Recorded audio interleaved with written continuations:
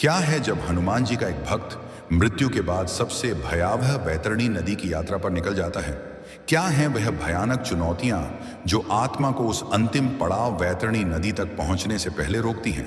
इस वीडियो में हम देखेंगे कि वैतरणी नदी का असली रूप कैसा है और उसमें आत्मा को किन किन रोंगटे खड़े कर देने वाली परीक्षाओं से गुजरना पड़ता है। और सबसे महत्वपूर्ण, हम जानेंगे कि क्यों एक सच्चे हनुमान भक्त को भी वैतरणी नदी की यात्रा पर जाना पड़ा और फिर क्या हुआ उसके साथ। भगवान श्री कृष्ण के अपने लोक जाने के बाद जिस प्रकार कलयुग की उत्पत्ति हुई, उसी प्रकार देह त्यागने के बाद आत्मा के लिए एक नई यात्रा का आरंभ होता है। मृत्यु के बाद देह त्यागते ही आत्मा एक अनंत शून्य में स्वयं को पाती है। यहां ना प्रकाश है, ना ध्वनि, केवल एक असहनीय बर्फीली ठंडक और आत्मा को भेदने वाला अकेलापन। हमारा हनुमान भक्त भी इसी शून्य में था।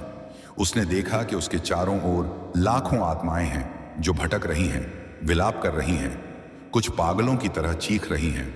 वायु में केवल निराशा और भय की घनी गंध घुली हुई है, मानो प्रत्येक सांस पर मृत्यु का दबाव हो।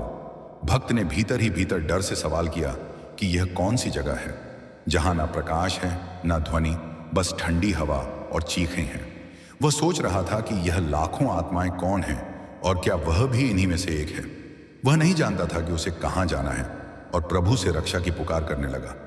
असंख्य आत्माओं की स्पष्ट गूंजती हुई फुसफुसाहट सुनाई दे रही थी, मानो वे निराशा में कह रही हों कि यहां केवल अंधेरा है, कोई रास्ता नहीं है और उन्हें सदा के लिए यहीं भटकना होगा। कोई नहीं आएगा और कोई नहीं सुनेगा। इस शून्य के पार एक धुंधला सा मार्ग दिखाई देता है। यह वह पथ है जो आत्मा को उसके अंतिम गंतव्य की ओर ले जाता है, परंतु यह पथ सीधा नहीं बल्कि रोंगटे खड़े कर देने वाली बाधाओं और डरावनी परीक्षाओं से भरा है। जैसे ही भक्त ने उस धुंधले मार्ग पर कदम रखा, रोशनी का एकमात्र कतरा भी लुप्त हो गया। हर ओर घनघोर अंधकार छा गया, इतना गहरा कि अपनी ही उंगलियां भी दिखाई ना दें। अचानक उसके पैरों में अदृश्य अभिशापी बेड़ियां कसने लगी जो उसे आगे बढ़ने से रोक रही थी। हैरानी और दर्द में भक्त ने महसूस किया कि उसके पैरों में अदृश्य बेड़ियां कस रही हैं जो उसे कहीं खींच रही थी। वह समझ नहीं पा रहा था कि यह क्या हो रहा है और कौन उसे रोक रहा है। उसकी अंतरात्मा से पश्चाताप की कठोर और फुसफुसाती आवाजें गूंजने लगीं, मानो उसे बता रही हो कि वह अपनी भूलों से भाग नहीं सकता। हर छोटा पाप उसे बांधेगा और मुक्ति असंभव है। वे उसे पापी बताकर कह रही थी कि उसकी भक्ति ढोंग है और उसे यहीं रुकना होगा। अभी तो वैतरणी नदी की यात्रा शुरू भी नहीं हुई थी और भक्त हिम्मत हार रहा था। उसे महसूस हुआ जो बेड़ियां उसे बांधे जा रही थी, यह बेड़ियां किसी धातु की नहीं बल्कि उसके जीवन के हर छोटे बड़े पश्चाताप, हर अनजाने पाप की थी। जितना वह आगे बढ़ने की कोशिश करता, उतनी ही वे बेड़ियां उसे कसती और उसे पीछे खींचती रहती। उसकी अंतरात्मा से विषैली आवाजें उठने लगीं, उसके मन में संशय के बीज बोने लगीं।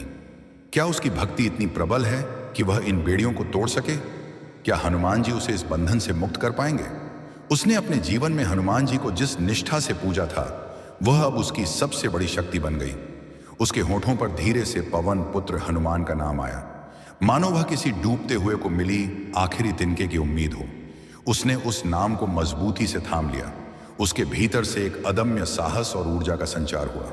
उसने मन ही मन जय श्री राम, जय हनुमान के मंत्र का जाप इतनी तीव्र गति से शुरू किया कि हर श्वास और हर धड़कन में केवल वही नाम गूंजने लगा। मंत्र की इस अविश्वसनीय शक्ति से जो अदृश्य बेड़ियां उसे कसकर जकड़े हुए थीं, वे अब सिर्फ पिघली नहीं बल्कि एक तीव्र झटके के साथ छटक उठी, मानो किसी अदृश्य प्रचंड शक्ति ने उन्हें भीतर से ही चूर चूर कर दिया हो। एक क्षण के लिए अंधकार में एक दिव्य प्रकाश गौंधा और फिर वह बेड़ियां विद्युत की भांति झलकर राख में बदल गईं, जैसे वे कभी थी ही नहीं। बेड़ियों से मुक्त होने के बाद अब वह वैतरणी नदी की तरफ आगे बढ़ा ही था कि उसने देखा सामने एक भयानक अग्निपथ था। जमीन नहीं बल्कि दहकते हुए अंगारे थे जिन पर चलना असंभव प्रतीत होता था। हर कदम पर उसके अदृश्य शरीर को असहनीय जलन होती थी, जैसे उसकी सूक्ष्म आत्मा ही जल रही हो। और तभी उस अग्नि के बीच से लुभावने दृश्य उभरने लगे। उसके सबसे प्रियजनों के चेहरे, उसकी सबसे बड़ी ख्वाहिशें, धन, यश और भोग, सब कुछ उसे अपनी ओर खींच रहा था। मोह का ऐसा जाल जिसने बड़े बड़ों को भटका दिया है। भक्त एक क्षण के लिए मोहग्रस्त होकर ठहर गया। उसने अपनी माँ, पिता और मित्रों को देखा जो उसे अपनी ओर बुला रहे थे। उसे लगा मानो उसकी परीक्षा समाप्त हो गई हो और वह अब उनके पास जा सकता है। भ्रम की मधुर पर कपटी आवाजें गूंजने लगी, उसे फुसलाते हुए कह रही थी कि यही सुख है, क्यों जलना और कष्ट सहना, क्योंकि उसकी भक्ति किसी काम की नहीं थी और उसे सब कुछ यही मिल रहा था। वे उसे मार्ग छोड़ने और यहीं भस्म हो जाने को कह रही थी कि हनुमान ने उसे अकेला छोड़ दिया है। ये भ्रम इतने प्रबल थे कि उसे अपने मार्ग से भटका सकते थे, उसे वैतरणी तक पहुंचने से पहले ही इस अग्नि में भस्म कर सकते थे। लेकिन ठीक उसी क्षण जब भक्त का मन डोल रहा था और उसे लग रहा था कि शायद यही उसकी नियति है, उसके भीतर हनुमान चालीसा की एक चौपाई का मर्म गूंज उठा। संकट कटय मिटाए सब पीरा, जो सुमिर हनुमत बलबीरा, ये केवल शब्द नहीं थे, ये उस परम शक्ति का आह्वान था। जैसे ही यह पंक्तियां उसके अंतर्मन में गूंजी, भ्रम के सारे दृश्य एक तीव्र झटके के साथ बिखरने लगे, जैसे कांच की दीवार टूट गई हो। उसके प्रियजनों के मोहक चेहरे भयानक राक्षसी मुखौटों में बदल गए और उनकी मधुर आवाजें कड़वी घृणित चीखों में बदल गईं, मानो अब उनका वास्तविक रूप सामने आ गया हो।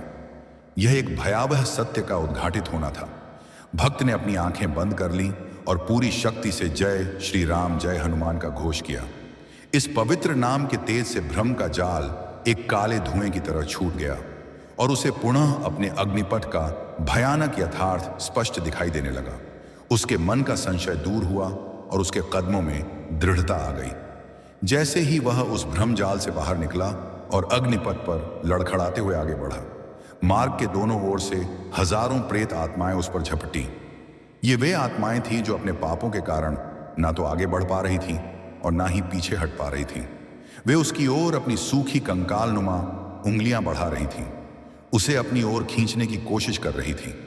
उनकी आंखों में केवल निराशा, अनंत ईर्ष्या और विवशता थी। हजारों प्रेत आत्माएं भयानक ईर्ष्या और घृणा से चीखती हुई उसे पकड़ने और वहीं घसीटने को कहने लगी। वे चिल्ला रही थी कि कोई आगे नहीं जाएगा और उसे भी उनके साथ तड़पने को मजबूर करने लगी। वे उसकी भक्ति को ढोंग बताकर उसे अकेला मरने की भविष्यवाणी कर रही थी, यह कहकर कि उनकी पीड़ा उसकी भी होगी और वह भी पापी है। पीड़ा में होते हुए भी भक्त ने दृढ़ता से इनकार किया और घोषणा की कि वह नहीं रुकेगा, क्योंकि उसके हनुमान उसके साथ हैं। उसने पूरे बल से जय श्री राम जय हनुमान का उद्घोष किया और उन्हें स्पर्श न करने को कहा। उनके स्पर्श से भयानक ठंडक और पीड़ा महसूस होती थी, जैसे वे उसकी रही सही आशा को भी नोच लेना चाहती हो। इस क्षण में भक्त को लगा कि वह सचमुच अकेला है और इस नरक से कोई मुक्ति नहीं है। परंतु यह सब क्षणिक था। उसका विश्वास पर्वत की तरह अडिग था। जब भी कोई चुनौती सामने आती, जब भी उसका मन डोलता, उसके हृदय में एक ही नाम गूंजता, पवन पुत्र हनुमान। उसके रोम रोम में जय श्री राम जय हनुमान का मंत्र गूंजने लगा। हनुमान जी के नाम के स्मरण से पश्चाताप की वे बेड़ियां पिघलने लगीं, जैसे वे कभी थी ही नहीं, और उसके मन का संशय दूर हुआ। जिस क्षण उसने हनुमान चालीसा की एक चौपाई का स्मरण किया, अग्निपथ के दहकते अंगारे शीतल सुगंधित फूलों में बदल गए, मानो अग्नि को अमृत मिल गया हो। भ्रम के सारे दृश्य धुएं की तरह छूट गए और उसे अपने मार्ग पर अटल विश्वास महसूस हुआ। जैसे ही भक्त ने दृढ़ता से हनुमान जी का नाम लिया, वे हजारों प्रेत आत्माएं चीखते हुए पीछे हटी, जैसे किसी अदृश्य शक्ति ने उन्हें धकेल दिया हो और हनुमान जी के तेज के सामने छिन्न भिन्न होकर विलीन हो गई। हनुमान जी के नाम का कवच ऐसा था कि कोई भी दानवी शक्ति उनके भक्त के समीप नहीं टिक सकती थी। इन भयावह चुनौतियों को पार करते हुए भक्त ने अनवरत अपना मार्ग प्रशस्त किया। प्रत्येक बाधा, प्रत्येक दर्द उसे और अधिक दृढ़ बना रहा था और फिर लंबी यात्रा के बाद एक भयावह गर्जना के साथ अंततः वैतरणी का भयावह तट उसके सामने था। यह थी उसकी अंतिम और सबसे बड़ी परीक्षा, वैतरणी नदी। इसका नाम लेते ही एक भयावह चित्र आंखों के सामने उभर आता है। यह नदी अंधकार से घिरी है, जिसकी लहरें नहीं बल्कि पापियों के अनगिनत अश्रु, रक्त, मवाद और जलते हुए अंगारों से बनी है। इसका जल इतना भयानक है कि उसमें झांकने भर से आत्मा कांप उठती है। यह जल तेजब की तरह खौलता है। इसमें आग के गोले तैरते हैं और भीतर अनगिनत भयानक जीव, विशालकाय नरभक्षी, मगरमच्छ, विषैले काले सर्प, नुकीले पंखों वाले बिच्छू और कुकर्मी आत्माओं के प्रेत मंडराते रहते हैं, जो पापियों को अनंत पीड़ा पहुंचाने के लिए सदैव तत्पर रहते हैं। यहाँ हर ओर चीखें, कराहे और दर्द की डरावनी आवाजें गूंजती रहती हैं। यहाँ वायु में भी पापों की दुर्गंध और भय की सिहरन महसूस होती है, जैसे कोई अदृश्य हाथ आत्मा का गला घोंट रहा हो। और उस नदी से एक गहरी भयानक गर्जना लगातार उठती रहती है, मानो नदी स्वयं कोई जीवित भूखा राक्षस हो जो अनंत काल से अपने शिकार की प्रतीक्षा में हो। अनगिनत आत्माएं भयभीत होकर उस नदी के तट पर खड़ी हैं। कुछ रो रही हैं, कुछ कांप रही हैं और कुछ निढाल होकर बैठी हैं, इस सोच में कि वे इस भीषण जलधारा को कैसे पार करेंगे। बिना किसी सहारे के, बिना किसी नाव के यह नदी पार करना मृत्यु से भी बदतर प्रतीत होता है। हमारा भक्त अब वैतरणी के किनारे खड़ा था। उसने पहले ही कई अग्नि परीक्षाएं पार कर ली थी, परंतु यह सबसे बड़ी थी। भक्त ने मन ही मन दृढ़ता से सोचा कि यह वैतरणी उसकी सबसे बड़ी परीक्षा है। उसने संकल्प लिया कि उसके प्रभु श्री राम का नाम और पवन पुत्र हनुमान का बल ही उसका सहारा है, और वह इस पार जाएगा, चाहे कुछ भी हो जाए, वह हार नहीं मानेगा। उसने हृदय से पूरे बल से जय श्री राम, जय हनुमान की पुकार की, और वहीं से शुरू हुई वैतरणी की चुनौतियां, एक के बाद एक, पहले से भी भयावह, उसकी आस्था की हर सीमा को परखती हुई। जैसे ही उसके पैर जल से स्पर्श हुए, वैतरणी ने जैसे एक विशाल गाय भूखे राक्षस की तरह सांस ली। एक भयंकर गर्जना के साथ जल प्रचंड रूप से उछला और उसे नीचे खींचने लगा। जल तुरंत उसके पैरों से लिपट, लेकिन यह केवल जल नहीं था, यह खौलता हुआ गाढ़ा तेजाब था, जिसमें अनगिनत जलते हुए अंगारे तैर रहे थे, जो उसकी त्वचा को नहीं बल्कि उसके सूक्ष्म शरीर को भीतर तक जला रहा था। उसकी आत्मा पर ही आग बरस रही थी। पहला कदम रखते ही भक्त पीड़ा से चीख उठा, महसूस करते हुए कि यह खौलता जल नहीं, आग है जो उसे अंदर तक जला रही है और नीचे खींच रही है। वह समझ नहीं पा रहा था कि यह क्या है और कौन उसे खींच रहा है। वैतरणी की गहरी गूंजती हुई दुष्ट और उपहास भरी आवाजें आने लगी, मानो वह विजेता की तरह कह रही हो कि वह उसके भीतर समा जाए, क्योंकि वह वही है जो हर पाप को धोती और जलाकर भस्म करती है। वह उसे बता रही थी कि यहां से कोई नहीं निकला और उसकी भक्ति ढोंग है और यह उसकी अंतिम पीड़ा है। वह हार गया है। हर कदम पर वह नीचे ढंसता चला जाता, मानो वैतरणी का तल ही उसे निगलने को तैयार हो। अदृश्य नुकीले शूल और भारी कसती हुई जंजीरें उसके अंगों को भीतर तक चीरने लगी, उसे बेड़ियों में जकड़कर खींचने लगी, उसकी हर सांस को अवरुद्ध करने की कोशिश करती। पानी के भीतर से आने वाली बुदबुदाहट और फुफकार की आवाजें उसे डराने लगी, जैसे हजारों आत्माएं उसे अपनी ओर बुला रही हों। जैसे ही वह कुछ कदम आगे बढ़ा, वह तरणी के भयावह जीव जो पापियों के रक्त और मवाद से पोषित थे, उस पर झुंड बनाकर शिकार की तरह झपटे। जल के भीतर से विशालकाय आंखों में धकती अग्नि मगरमच्छ, जिनकी देह पर नरक की काई जमी थी, अपने धारदार दांतों से उसे जकड़ने को लपके। विषैले काले नागों ने बिजली की तेजी से उसके शरीर को कस लिया, एक एक हड्डी तोड़ने को आतुर। और उन सब के बीच पापियों की करोड़ों प्रेत आत्माएं, जिनकी आंखों में अनंत पीड़ा और प्रतिशोध का ज्वार था, उसे नोचने लगी, घसीटने लगी, उसके हर अच्छे बुरे कर्म का हिसाब मांगने लगी। जल के भीतर से मगरमच्छों की डरावनी गुर्राहट सुनाई दी, मानो वे भूख से कह रहे हों कि भक्त उनका स्वादिष्ट शिकार है और उसकी अस्थियां भी नहीं बचेंगी, क्योंकि वह उनका है। नागों की फुफकार उसे कसते हुए उसे तड़पने और छटपटाने को कह रही थी, यह कहकर कि यही उसका अंत है और कोई नहीं सुनेगा, और उसे वहीं डूब मरने को कह रही थी। करोड़ों प्रेत आत्माएं दर्द और घृणा से चीखती और फुसफुसाती हुई कहने लगी कि उसकी भक्ति कहाँ है और हनुमान ने उसे त्याग दिया है। वे उसे पापी बताकर अपने दुख में शामिल होने को कह रही थी, यह कहकर कि यह मुक्ति नहीं, उसका शाश्वत कारावास है और कोई नहीं आएगा, वह भी वहीं सड़ेगा। पीड़ा में होते हुए भी भक्त ने दृढ़ता से जय श्री राम, जय हनुमान का उद्घोष किया और ललकारते हुए कहा कि वे उसे छू भी नहीं सकते, क्योंकि उसका विश्वास अडिग है और उसके प्रभु उसके साथ हैं। और तभी वैतरणी ने अपना सबसे क्रूर और सूक्ष्म वार किया। अचानक वैतरणी का भयावह दृश्य लुप्त हो गया और उसके सामने एक स्वर्गीय किनारा दिखाई दिया, जहां से पवित्र सुगंध आ रही थी। यहां उसके सबसे प्रियजन खड़े थे, उसकी दिवंगत मां, उसके गुरु, उसके बचपन के मित्र। वे उसे अपनी बाहें फैलाए बुला रहे थे। उनके चेहरे पर निर्मल प्रेम और शांति थी। एक पल को उसका मन डोल गया, क्या यह अंत था उसकी परीक्षा का? क्या उसे मुक्ति मिल चुकी थी? भक्त भ्रम में फंसकर संशय भरी आंखों से सोचने लगा कि क्या वह सच में अपनी मां से दूर हो गया है? क्या उसने अपने गुरुदेव को निराश किया है? और क्या यह मुक्ति है? उसका संघर्ष समाप्त हो गया है। वह सोच रहा था कि क्या वह अब उनके पास आ सकता है। तभी प्रियजनों की आवाजें अचानक भयानक राक्षसी फुसफुसाहट में बदल गई और गूंजने लगी। वे उसे धोखेबाज कहकर कहने लगी कि उसने अपनी झूठी भक्ति के लिए उन्हें त्याग दिया है और उसकी आत्मा बेच दी है। वे चिल्ला रही थी कि हनुमान ने उसे अकेला छोड़ दिया है। उसकी आस्था एक झूठ है और वह हमेशा अकेला रहेगा। यहां से कोई मुक्ति नहीं है और वह कभी नहीं निकल पाएगा। उसने उन्हें धोखा दिया है। यह आवाजें उसके हृदय में शूल की तरह गड़ने लगी। हर गलती, हर भूल, हर अनजाने पाप की प्रतिध्वनि उसके मन में गूंज उठी, जैसे उसका अपना ही मन उसे नरक की ओर खींच रहा हो। यह पल इतना भयावह था कि उसकी आत्मा भी कांप उठी और उसके होठों से राम नाम का मंत्र भी थमने लगा। उसने आंखें खोली पर उसे कुछ भी स्पष्ट दिखाई नहीं दिया। केवल भ्रम का अंधकार उसे घेर रहा था।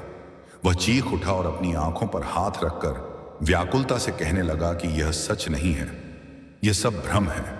उसने अपने प्रभु और हनुमान से इस अंधकार से निकालने और मार्ग दिखाने की प्रार्थना की, यह कहकर कि यह सब झूठ है। वैतरणी का विषैला शीत और ज्वलनशील जल उसकी जीवन ऊर्जा को क्षण प्रतिक्षण सोख रहा था, जैसे उसकी आत्मा से ही जीवन छीना जा रहा हो। प्रत्येक कदम एक मौत की आहट था। उसकी शक्ति क्षीण होती जा रही थी। उसकी सांसें उखड़ रही थीं, फेफड़े जल रहे थे। हृदय इतनी तेजी से धड़क रहा था जैसे अभी फट जाएगा।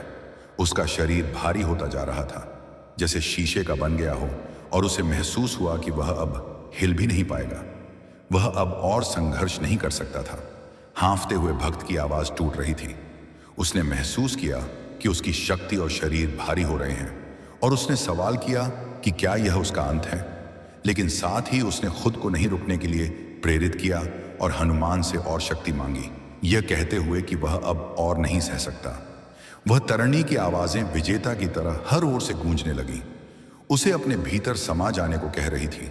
वे घोषणा कर रही थी कि उसकी आत्मा अब उनकी है और यह ठंडी मौत और जलती हुई पीड़ा ही उसका शाश्वत सत्य है। वे चिल्ला रही थी कि कोई उसे नहीं बचाएगा, वह हार गया है और उसका अंत यही है। वह वैतरणी से नहीं निकल सकता। उसे ऐसा महसूस हो रहा था जैसे वह एक अनंत दलदल में ढंस रहा हो और मृत्यु की ठंडी बर्फीली गंदी सांसें उसकी गर्दन पर नहीं बल्कि उसके भीतर उतर रही थी, उसकी आत्मा को जमा रही थी। नदी स्वयं एक विशाल राक्षस की तरह उसे निगलने को तैयार थी और उसे लगा कि अब बस यही अंत है। वह अकेला था। इस अंतहीन संघर्ष में कोई सहारा नहीं, कोई प्रकाश नहीं, केवल वैतरणी की भयावहता और मृत्यु का बढ़ता आलिंगन। परंतु यह सब क्षणिक था। उसका विश्वास पर्वत की तरह अग था।